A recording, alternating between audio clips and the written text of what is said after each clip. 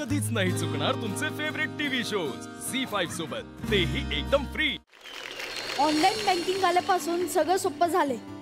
आता बँकेत जाऊन पासबुक भरावं लागत नाही। आपला बँक बॅलन्स 2 मिनिटात कळतो। आणि सवय म्हणा किंवा काही म्हणा, मला माझा बँक बॅलन्स मध्ये मध्ये बघायला आवडतो। काय 250 रुपये डेबिट म्हणजे गेले, पण मी कोणालाच पाठवले नाहीत। अहो बँक अधिकारी, माझ्या अकाउंटवरून 250 रुपये मी कोणालाच पाठवले नाहीत आणि तरीही कमी झालेत। ताबडतोब सांगा तो चोर कोण, मी वाट बघतोय। अहो 2 दिवस झाले वाट बघतोय, परत 250 रुपये गेले। कोणालाच पेमेंट करत नाहीये, जरा लवकर सांगा। 2 आठवड्यात मध्ये मध्ये कधी 250 कधी 70 असे पैसे जात आहेत। अहो तुम्ही उत्तरच देत नाही आहात। फोन करून थकलो तुम्हाला। मेहनतीने कमावलेले पैसे ते कसे गेले, काहीतरी प्रॉब्लेम आहे, पण तुम्ही उत्तरच देत नाही आहात। अरे पण काका, काळजी करू नका, कारण असा स्पष्ट निर्देश RBI ने दिला आहे। कुठलेही बँकिंग किंवा नॉन बँकिंग म्हणजेच एखादा पेमेंट वॉलेट यापैकी तुम्ही केलेल्या कंप्लेंटची जर दखल घेतली नाही तर RBIच्या लोकपालास किंवा कंप्लेंट मॅनेजमेंट सिस्टीम म्हणजे CMS या पोर्टलवर तक्रार करू शकता आणि ताबडतोब ऍक्शन घेतली जाणार। काय सांगतेस काय, मी आता कंप्लेंट करतो।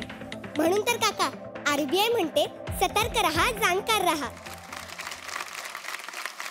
शाण्या माणसांनी कोर्टाची पायरी कधीच चढू नये असं म्हणतात, पण आमच्या ड्रामा ज्युनियर्स मध्ये एका घरातच कोर्ट आलंय।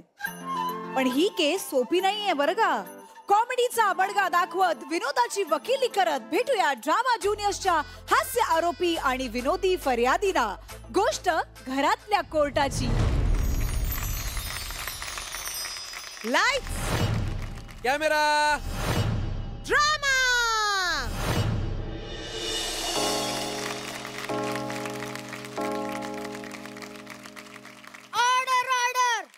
ऑर्डर ऑर्डर, एक वडाव सा लेके आओ। मला थालीपीठ चालेल, मला फ्रेंच फ्राय, मला चॉकलेट मिल्क शेक। अरे गप्प बसा।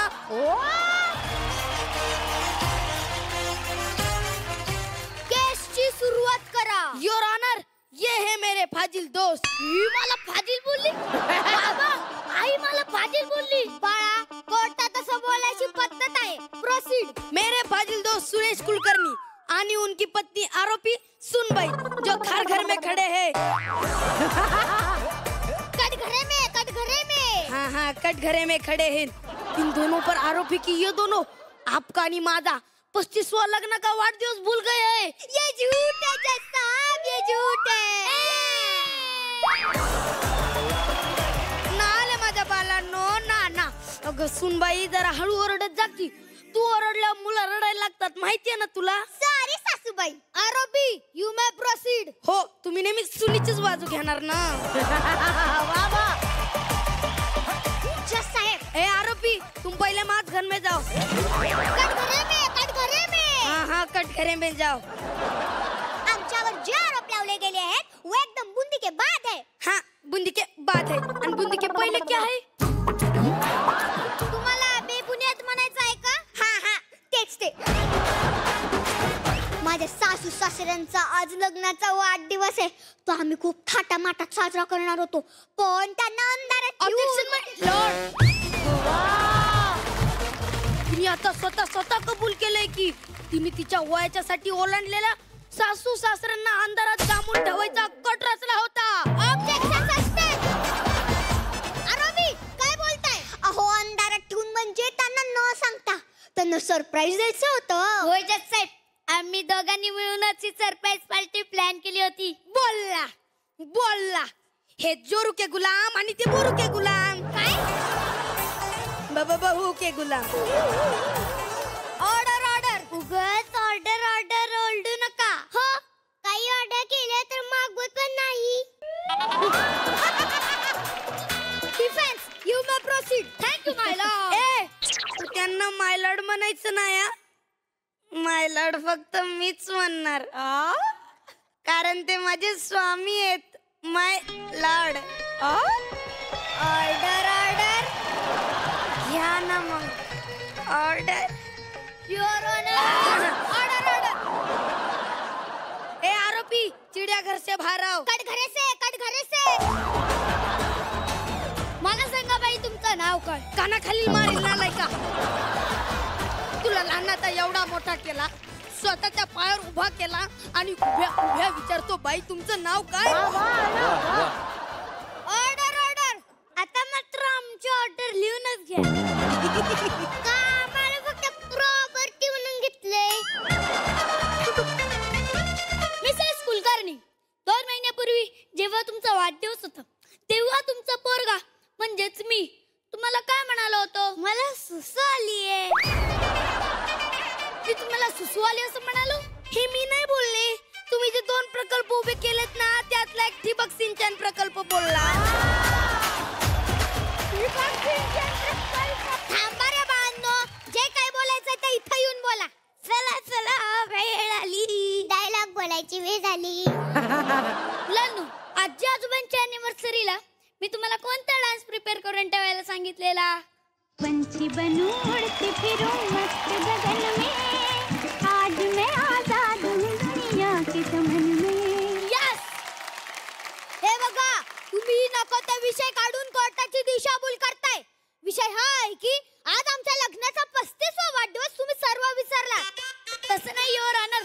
माझे शेवटचे साक्षीदार मिथिला कुलकर्णी यांना मी पुढे बोलवण्याची परवानगी मागतो. Permission granted. ए आरोपी, तुम तळघर में जाओ. कटघरे में. आई बाबाच्या अॅनिव्हर्सरीला आपण कोणता प्लॅन केला होता? हा, आपण त्या दोघांना ढगात पाठवायचा प्लॅन केला होता. बघतायत ना, हे सगळे कट्टे आपल्या जीवावर उठले. मुलांनो, आम्ही म्हातारी एवढे जड झाला आहोत का तुम्हाला? आई बाबा तुम्हाला लक्षात कसं येत नाही?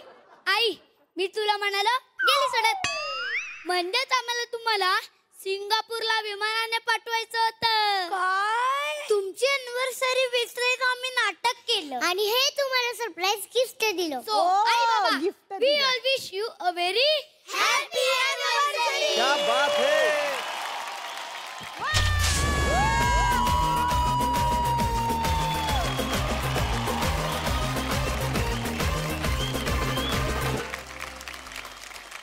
काय एनर्जी होती या ऍक्ट मध्ये.